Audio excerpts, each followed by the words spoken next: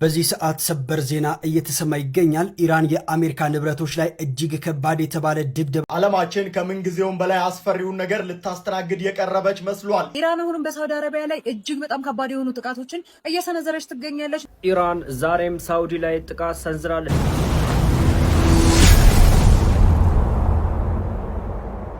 አሰላሙ አለይኩም ወራህመቱላሂ ወበረካቱ። ውድ ተከበራችሁ የሙአዝ ሚዲያ ቤተሰቦች እንዴት ናችሁ? አሁን በትኩስ በሆኑ ቪዲዮዎች ተመልሰን መጥተናል። እነሱን መረጃዎች እያካፈልኳችሁ ቆያለሁ። እስከ ፍጻሜው ድረስ ሁላችሁም እንድትከታተሉ፣ ቪዲዮንም ደግሞ የምትችሉትን ያክል ላይክ አድርጉት፣ ሼር አድርጉት። ምክንያቱም ረጅም ወራቶች ቪዲዮ እየተለቀቀበት ስላልነበረ ቻናሉ እጅግ ከምንም በላይ ቪው ስለቀነሰ የምትችሉትን ያክል ትብብር አድርጉልን ለማለት ወዳለሁ። የኢራን የእስራኤል ጉዳይ እንዲሁም ደግሞ አሁን ላይ ሌሎች ሳዑዲ አረቢያን ያካተተ መረጃ አለ። እሱንም ደግሞ ጋራ የምንመለከተው ይሆናል ማለት ነው። እስከ ፍጻሜው ድረስ ተከታተሉ፣ ላይክ፣ ሼር፣ ሰብስክራይብ አድርጉ።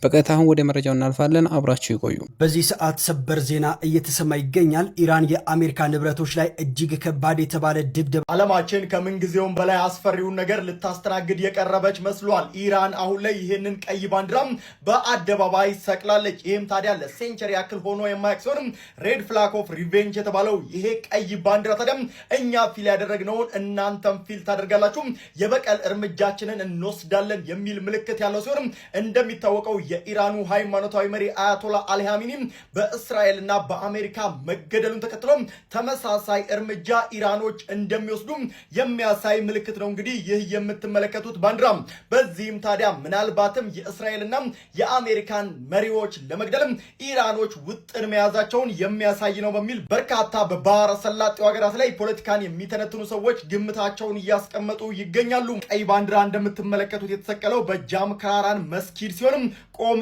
ኢራን ውስጥ ነው። ይሄም ታዲያ እጅግ አደገኛውና ትልቁ ውጊያ እየመጣ መሆኑንም የሚያሳይ መሆኑን ተገልጿል። ኢራን አሁንም አልተቻለችም። ነገሩ ወደ ያልታሰበ ሁኔታ እያስገባችው ትገኛለች። የአሜሪካን ንብረት በያለበት እያሳደደች በድሮና በተለያዩ የጦር ስልቶች ማለት ነው እያወደመችው ትገኛለች። ዛሬ ላይ ደግሞ በሳዑዲ አረቢያ ላይ ከፍተኛ የሆነ ጥቃት አድርሳ ከፍተኛ የቃጠሎ እሳት ተነስቶ በርካታ ንብረቶችንም እንዳወደመ እየሰማን እንገኛለን ማለት ነው።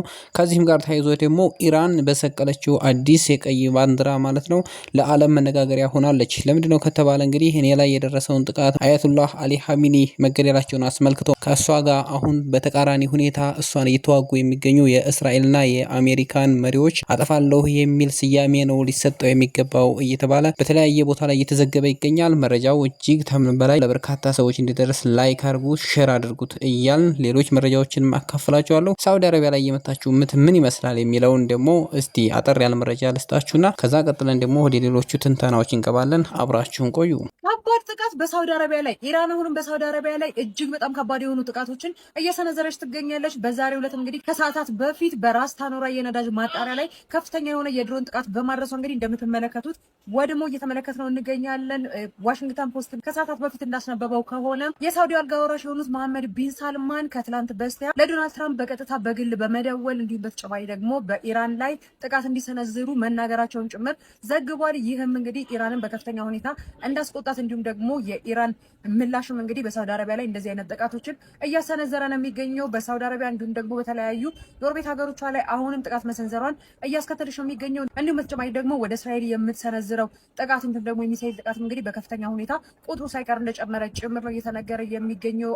ኢራን ዛሬም ሳውዲ ላይ ጥቃት ሰንዝራለች። እንግዲህ ከላይ በምስሉ ላይ የምትመለከቱት ግዙፉ የሳውዲ የነዳጅ ማጣሪያ ላይ ጥቃት ከሰነዘረች በኋላ ከፍተኛ እሳት ተነስቷል። እሳቱ እስካሁን ድረስ እንዳልቆመ እየተነገረ ይገኛል። ይሄ የነዳጅ ማጣሪያ በቀን ውስጥ ብቻ ከ550 ሺህ በላይ በርሜል ማጣሪያ የሚያደርግ ወይም ደግሞ ነዳጅ የሚያመርት ቦታ ሲሆን እጅግ ግዙፉ ዓለም አቀፍ የነዳጅ ማጣሪያ ነበር። ይሄም ለሳውዲ ትልቅ ኪሳራና ሳውዲን ያናድዳታል ተብሎ እየጠበቀ ያለ ጥቃት ነው። አዳዲስ መረጃ ካለ አደርሳችኋለሁ። ኢራን በዛሬው ዕለት በሳዑዲ አረቢያ በፈጸመችው የሚሳኤል ጥቃት ማለት ነው ግዙፉን የነዳጅ ማጣሪያና እንዲሁም ደግሞ ከ550 ሺህ በርሜል በላይ በአንድ ቀን ውስጥ ማጣራት የሚችለውን ግዙፉን የዓለም አቀፍ የነዳጅ ማከማቻና የነዳጅ ማጣሪያ ማለት ነው በዛሬው ዕለት ጥቃት ፈጽማበት ከፍተኛ የሆነ የእሳት ቃጠሎ ተነስቶ እንደነበረ እንግዲህ እየሰማን እንገኛለን።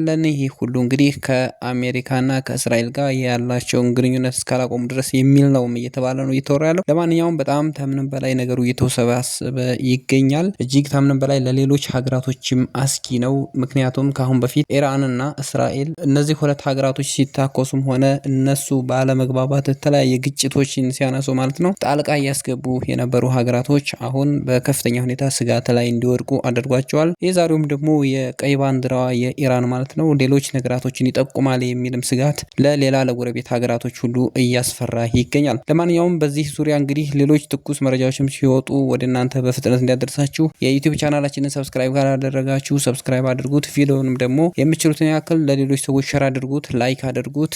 ሌላ ትኩስ መረጃ ይዤ መቼ እስከምንገናኝ ድረስ በያላችሁበት ሰላማችሁ ይብዛ። መልካም ጊዜ ይሁንላችሁ።